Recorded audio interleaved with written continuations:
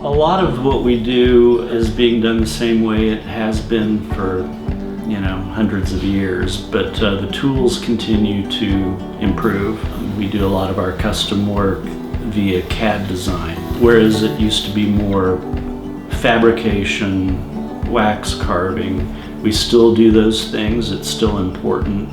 It's still part of what we do here in the shop, but we've moved into more of a digital age.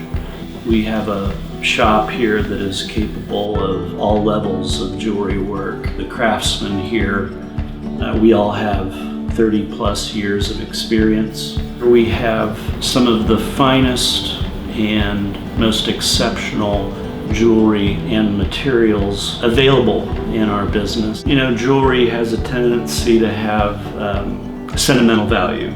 People will come to tears when you've taken what they thought was unsavable and resurrected into a piece of nice wearable jewelry that they can continue to enjoy and pass down for generations. The appreciation is often obvious, and it's nice to see.